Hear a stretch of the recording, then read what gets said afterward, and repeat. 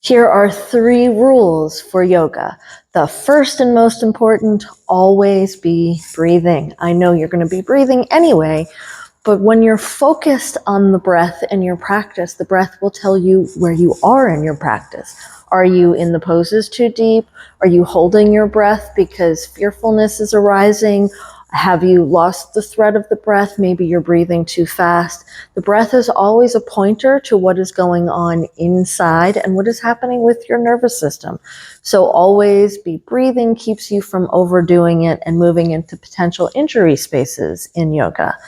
Which leads us to the second rule of yoga, which is if it hurts, don't do it.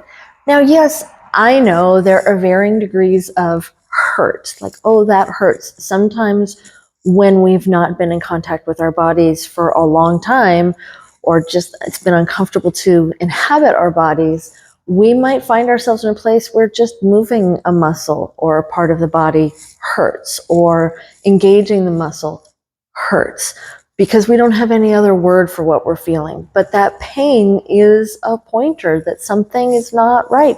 Yoga should feel good. Why do we have to push ourselves all the way to the edge of our postures to get them to look a certain way? There's no reason to do that. It's not helping us. We're taxing the nervous system. And maybe you're using yoga poses for cardio, and that's something different.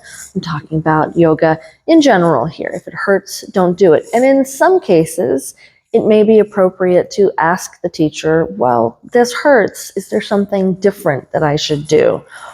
And in some classes, it's not appropriate. Hopefully your teacher will tell you if that's something you can do. I personally believe that if we're in a classroom setting, that it is appropriate to ask a question. Workshop settings might be a little different, or special themed events might be a little different, but I still believe that there should be room to ask those questions.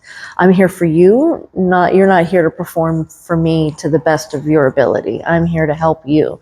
And then my third and final rule is take care of yourself. Do what you need. So there are times in a practice where maybe you've got an injury going on and you're taking care of that injury. And so you don't take a pose, or you don't take a version of the pose, or maybe you just hang out in a child's pose. I went to a class a couple weeks ago, and it was a great practice, and we had really worked in the practice and I was feeling good. I had a nice, strong practice. We came down to child's pose, and I just didn't want to leave child's pose. I was like, I am good and done. And the teacher was teaching the next pose, and I knew from her that I had permission to hang out in child's pose. And then there was another version of a different pose offered, and I was like, wait a second, I totally want to do that pose. And so I ended up going into that pose. But sometimes, for your own reasons that do not need to be shared with anybody, it might be better to just hang out and stay in the pose that you were in. Or maybe you want to return to a pose, or maybe you just don't want to do a pose. As a teacher, I think we all should feel comfortable if the people in the room are doing something slightly different, their own variations of the pose. And there are times in a practice when it's absolutely appropriate to invite everybody to do what they need to take care of themselves. If we are good teachers, we know how to keep that group safe. My one caveat for that third rule is that if I see you doing something that is unsafe for your body, I'm going to invite you out of it.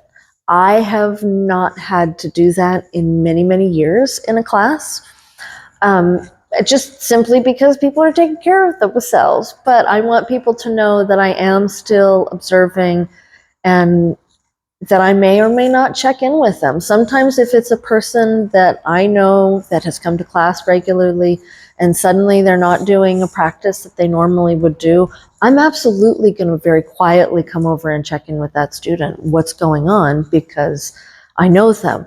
But bodies I don't know yet to check in with them yet. We're not oriented fully with each other. So hopefully these 3 rules for yoga really support you and support your practice of exploring yoga.